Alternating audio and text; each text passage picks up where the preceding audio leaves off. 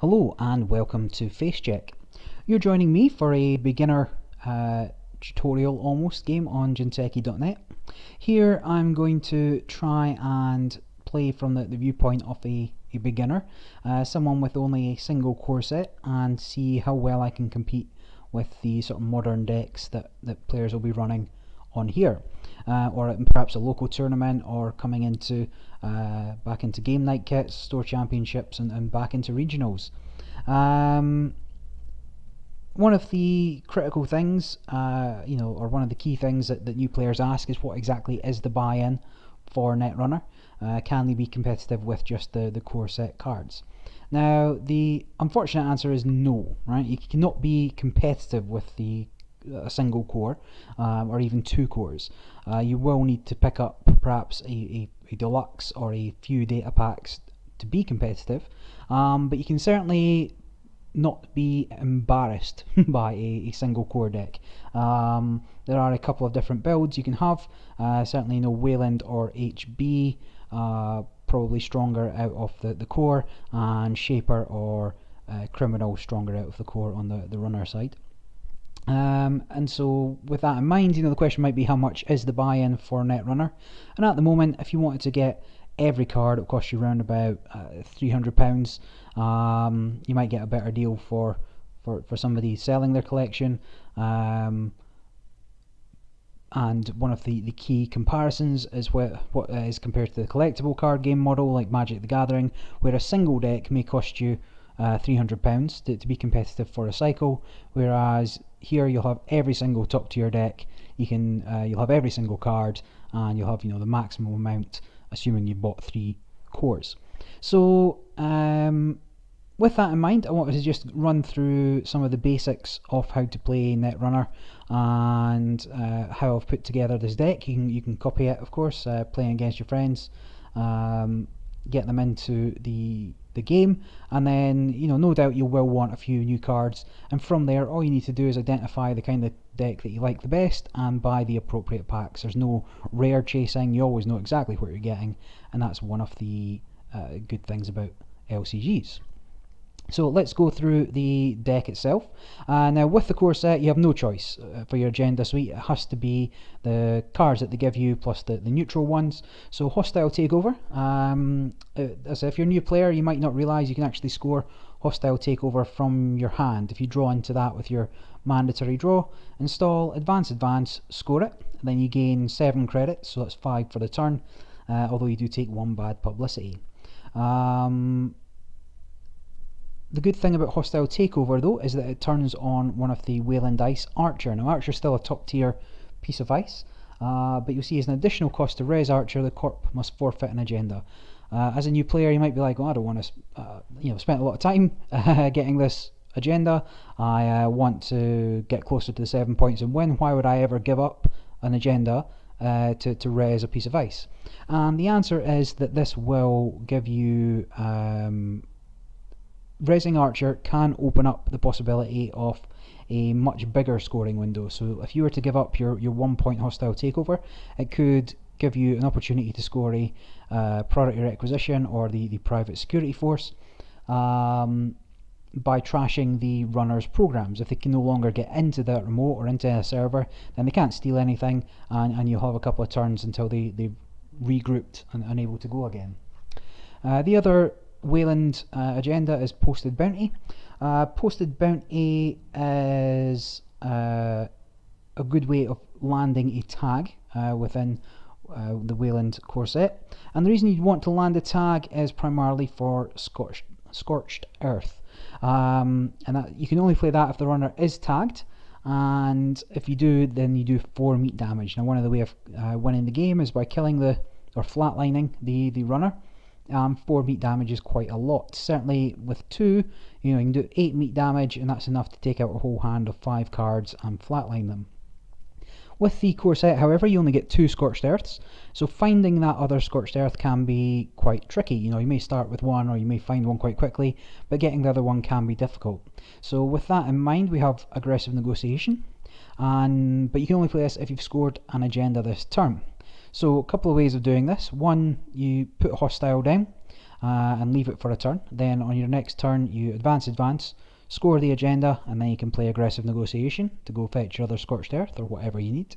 Alternatively, you could have posted bounty down. You could have that triple advanced already. If you scored that turn 1, then you forfeit it to give the runner a tag and take the bad pub.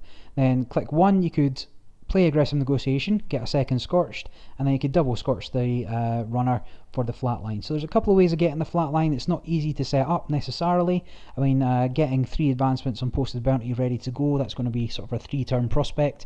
And to open that kind of scoring window, you need something like Archer, where you can shut the runner out for a couple of turns. So that's where that all comes in. Your other ways of landing a tag are C-Source. C-Source you can only play if the runner has made a successful run on their last turn to land the tag. So C-Source, Scorch, that's one way of winning. Then Data Raven as well. If the runner takes the tag on their last click or elects not to clear it, then they might end up with a tag, and you can again Scorch. So good in theory. Other things you'll need are money. So Melange, just a couple in there. When I first started playing, I didn't really understand the power of Melange. I thought, well, you give up a whole turn to get 7 money. But you have to realise that Netrunner is an economic game. Being able to outmoney your opponent is critical for a lot of things you want to do. And if nothing else, having more money than the runner just turns on a number of threats, which may again slow them down, not make them want to run. Pad campaign's a nice little asset. You gain 1 when your turn begins. Costs you 2 to res the first time, so you're losing a credit the first time you res it, and then you start making money. It costs 4 for the runner to trash. It can be quite a big swing economically again, and that's what I'm saying you might want. And then let's come on to Security Subcontract. Now, this is not a particularly good card. In fact, it's quite a bad card, but there's nothing else in the core set that you can really add. The reason I put this in is if your opponent gets a Yogg down, then you can run right through Enigmas for free, at which point this ice becomes useless, unless you can land the Archer. But if it's looking like that you're not going to be able to do that, then you can sell your Enigmas for more money than you paid for them. But really, that's the first thing that should go whenever you get a new data pack. Just replace it with literally anything else. It does not matter. Then coming on to your ice suite. Now, if you use the ice suite that the game gives you, within faction, you'll find that you can't keep the runner out. So it's very, very difficult to keep the runner out.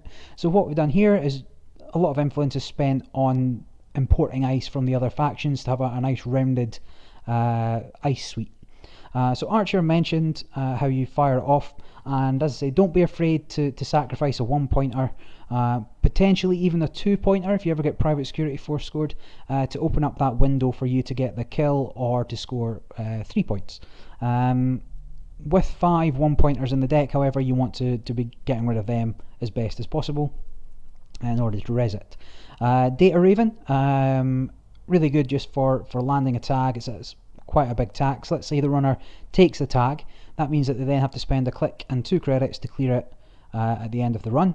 And then if you ever manage to get the trace to fire and have the hosted power counter, then you can use that to give them a tag and then double scorch whenever you've got all the pieces.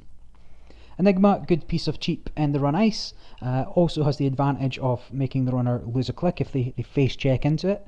So face checking's when they run with no breakers or not all their breakers, and just take the subroutines on the ice as they come.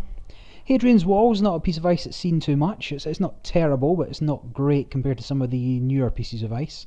The ability for it to be advanced is quite good here. It takes it out of range of a couple of things. Additionally, well, not too much to say on Hadrian's Wall, to be fair.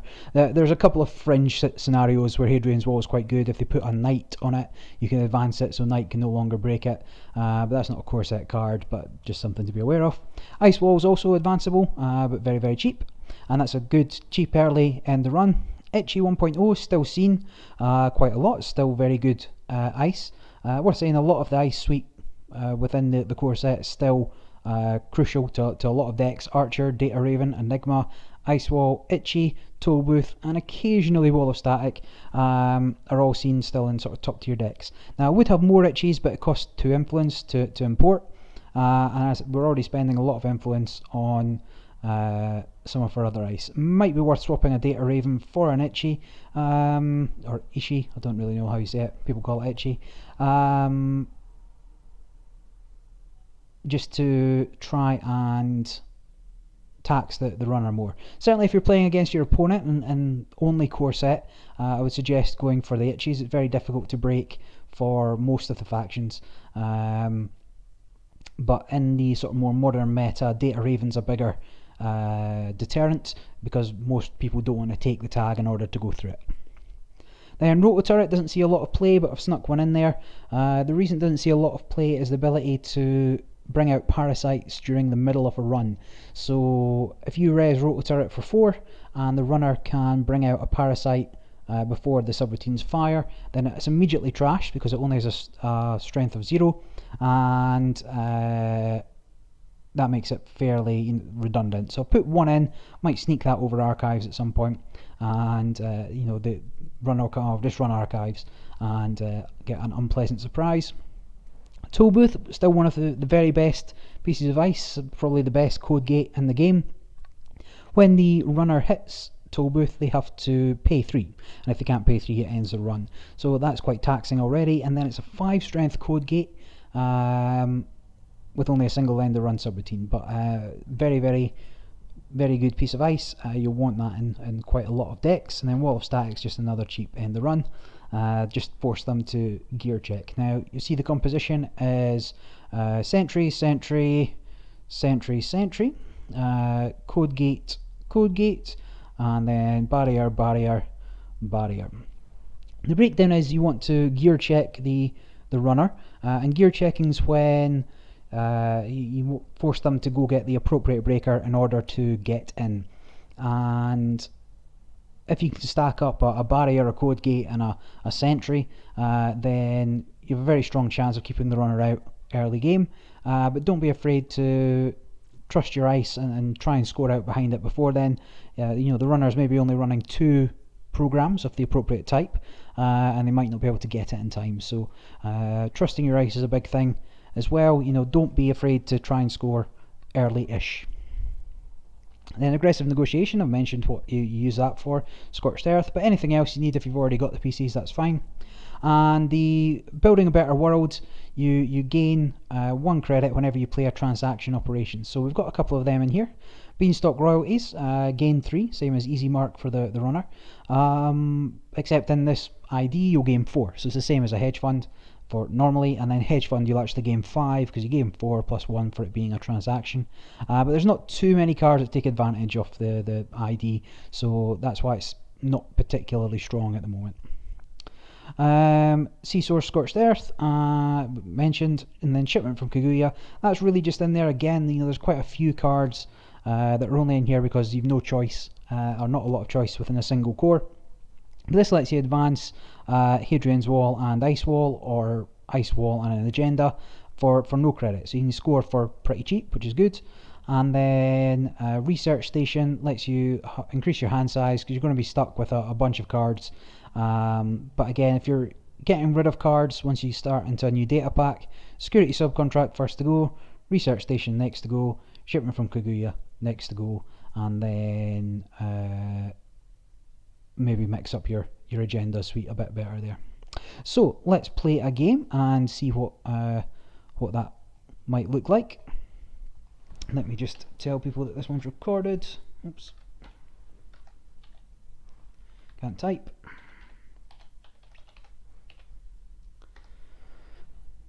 Create the game. See if we can get anybody to join us. Now I'm not telling them it's a single core, they'll need to work that one out. And obviously we can be up against any kind of deck. Could be, you know, the top tier deck at the moment, maybe like a prepaid Kate or a DLR Valencia. Now if you are a new player, none of that's going to make any sense to you, but know that there are very strong types of decks that this will just crumble to. As I said, you're not going to be able to make a top tier deck with just a single core. But you can play, so it's not an embarrassment. and you can actually win. So here's Kate. Here's what I was saying. Could be a prepaid Kate deck. Yeah, we'll zoom in once. That's fine. I will keep that. And then I will start the turn. Now, as I mentioned, you can score Hostile Takeover turn 1. You can install Advance, and because of nothing else in my hand that I'm scared of losing, I might do just that.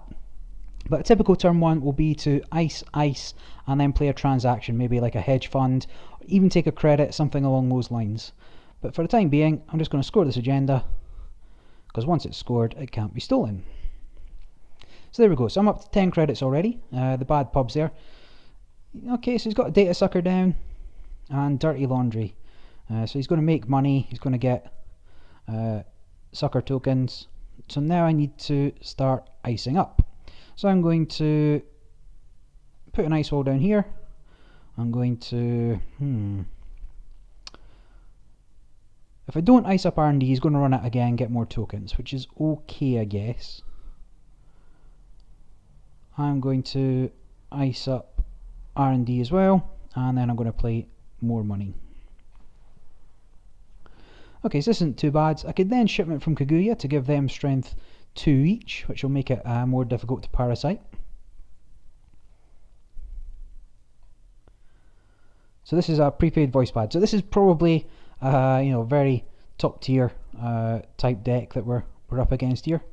I'm going to put that in a new remote, and then I'm going to put that in the same remote, and then I'm going to click for a credit. So now I'm kind of iced up here. This is a particularly strong remote. If I can find ice, not ice, an agenda very quickly, then I'm going to go for that. Because I don't believe you'll be able to get through here. I'm going to res ice wall because it's cheap. And then if he wants to parasite and sucker that away, he can. Now this is going to cost me 12 to res. And let's just have a little look. So I'm going to draw.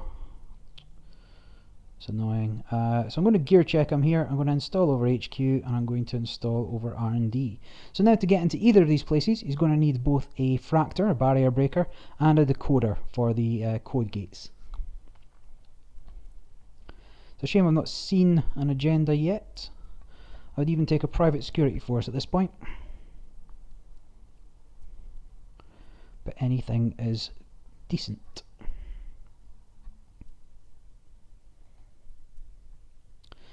So let's go for it. I might have to zoom back out again just so I can see my choices. Server 2, advance, and then I'll just take a credit again.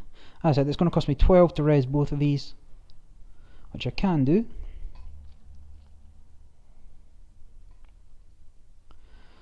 So there, he's moneyed up, he's got 13 money.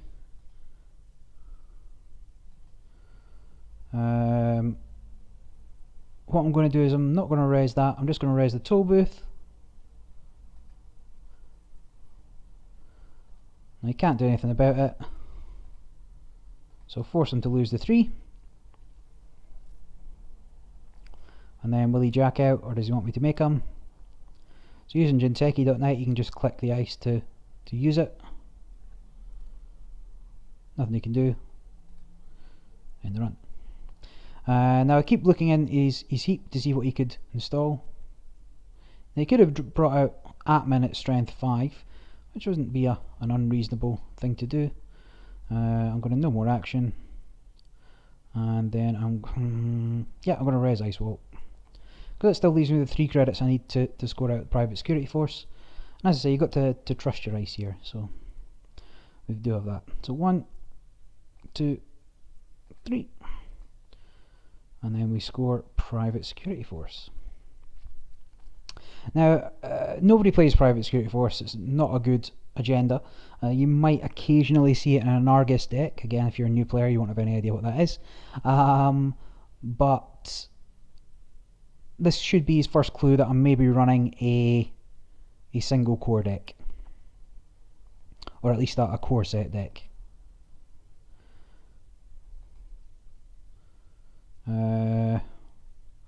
Why did he take the standby? Yeah. Is that supposed to be a dirty laundry? Yeah, okay, that's fine. That's one why I took the prepaid money. So nice, up archives, money. So now he's got, sorry if you hear some rustling in the background, that's because I'm sitting on a beanbag. Now he's got choices, or now it's going to be at least a little bit difficult for him to get into anywhere. He needs to find himself a corroder, or potentially a lady. Both of those are fractors, which gets through barriers. He's put that out, but chances of me making another remote are slim.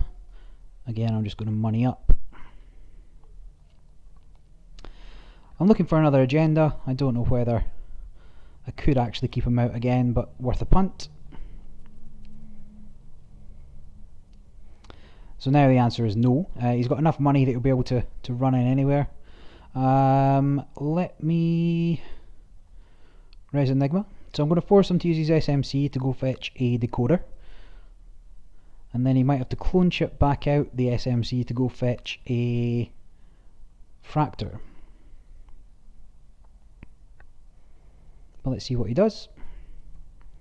So he parasites. Okay, that's fine. And then now what does he do?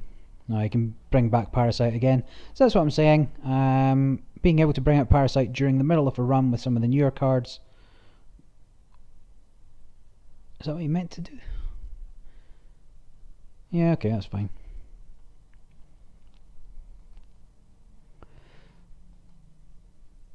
So he spent a fair chunk of money on that. He gets to see 3 cards, so should access something. He got the 3-pointer. Okay. And trashed our money. If we managed to get that next, could have thrown that in there. Spent a couple of turns clicking for it. Would have been okay. And then it doesn't matter if he gets into HQ really. There's nothing here.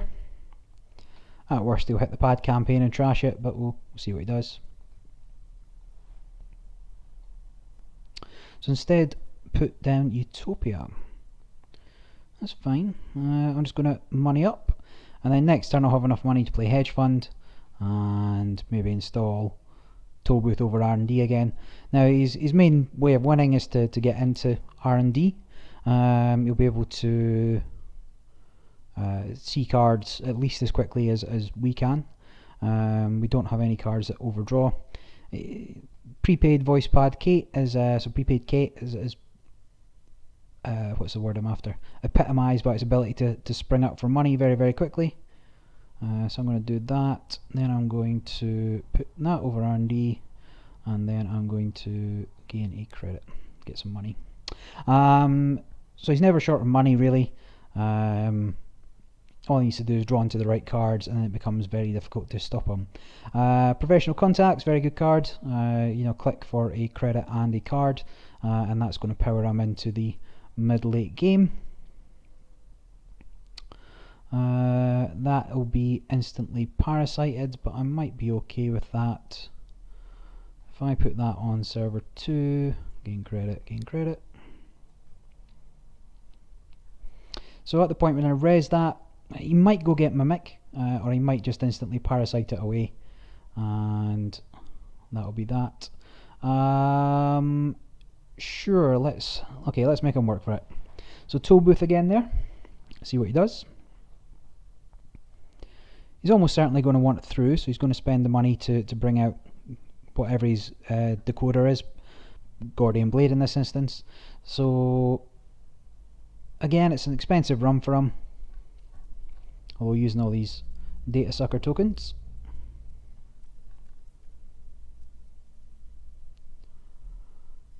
If he doesn't, sure.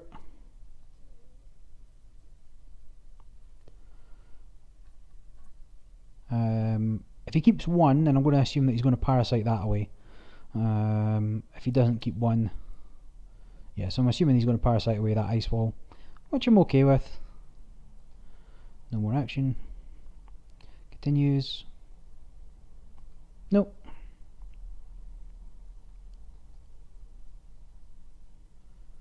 Wonder why I kept 1 there. Ah, the second priority requisition. Okay, So he's up to 6 points. All he needs to find is a posted bounty. Oh, in fact, that's game. GG. And that was that. So that was a little unfortunate. So prepaid voice pat, prepaid Kate is the one of the sort of 2 top tier decks at the moment. So it's not too surprising that we lost. If it wasn't for these, then I don't think you would have seen anything that would have given away that we're only playing a single core. The cards that we had are still very much seen throughout Netrunner. Excuse me. But even today, but obviously we don't have the luxury of a number of tricks that are available now to the corporation side. Still, that wasn't. I wouldn't consider that an embarrassing game by any stretch of the imagination. Let's play one more and see what we can maybe see what the deck does a little better as well.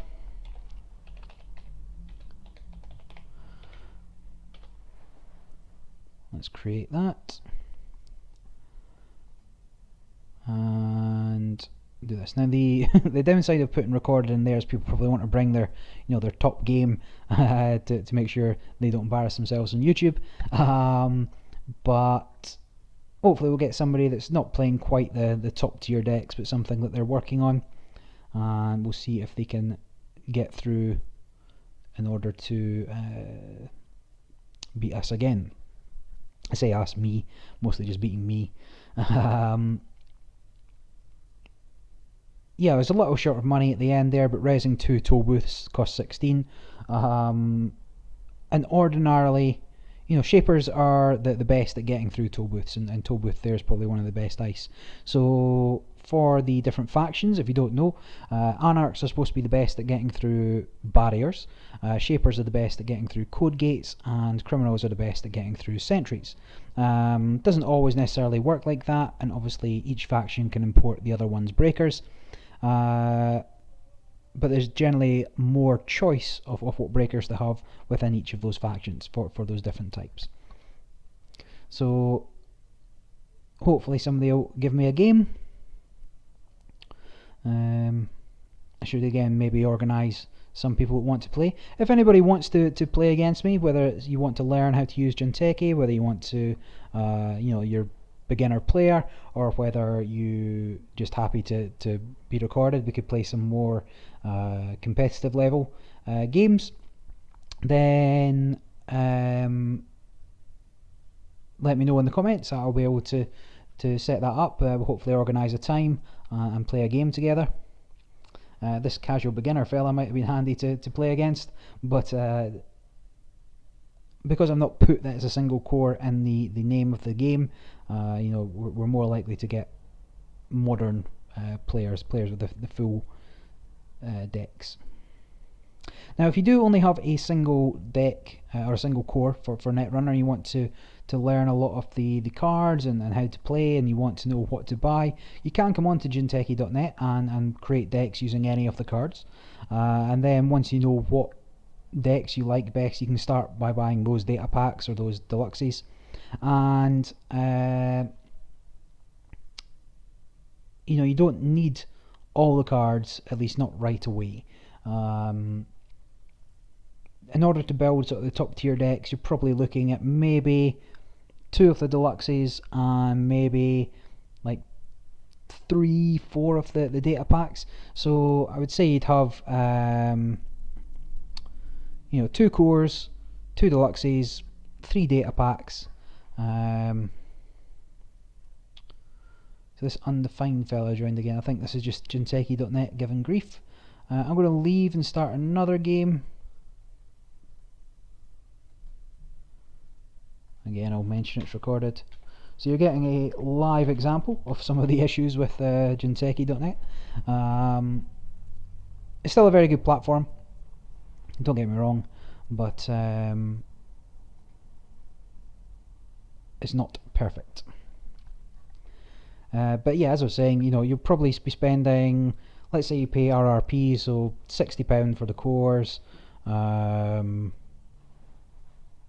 then maybe like £35 for the data packs, that's 95, and 2 deluxes at 25. So yeah, it's still 150 to get a competitive deck. Oh, you son of a... Okay.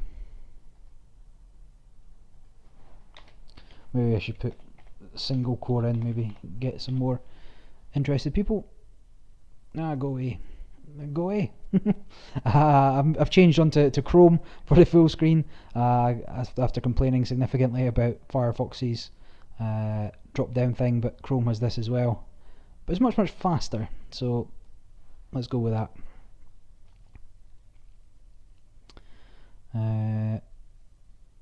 Yeah, so still £150 buy-in, but from that you'll be able to get such a wide range of cards that you'll be, you take a very long time to get bored, and with that you will be competitive. You will be able to go to any number of tournaments and keep up. But then as more data packs are released, the meta changes, so that's the game within the game, where you have to decide what's everybody going to be playing, what deck should I bring that counter those decks, what if I'm wrong, what happens then, can my deck stand up to different kinds of decks and things along those lines. And that's where top tier decks are. They can play against most types of decks very well, have very few bad matchups, but have a number of good matchups, and that's how you get a consistently winning deck. Doesn't look like we're going to get another player for this one. Sad times. Okay. What I might do is create another few starter decks, or there's a number of decks out there already that players have put together for new players using just a single core, 2 cores, 3 cores, that are better than the ones that come in the box. I'll dig them out. I'll put a link to those in the description, and you'll be able to try a few of those out if you're just getting into the game. Alright, so I'll leave it there. As I said, I really should split the videos up into recording the the deck tech and then recording the game separately, rather than just doing things live. However, yeah, okay, I'll work on that. I'm now also using my new software, well, not my new software, but single screen here, so you get to see a little more of what's going on. So I'm going to stop recording there. If you like the videos, comment, subscribe, like. If you want to see more beginner stuff, let me know. I will put that, make a priority of doing beginner videos, or if you'd rather see sort of more competitive level games, talking over it, I'll do that. And as I mentioned, I've got a number of live recordings that I need to get up. I'll be replacing the RAM in this old desktop hopefully tomorrow, if Amazon have delivered, and at that point I'll be able to run sort of the movie maker thing from Sony again, and I'll be able to do some overlays and stuff as well. So that's that. Yeah, later.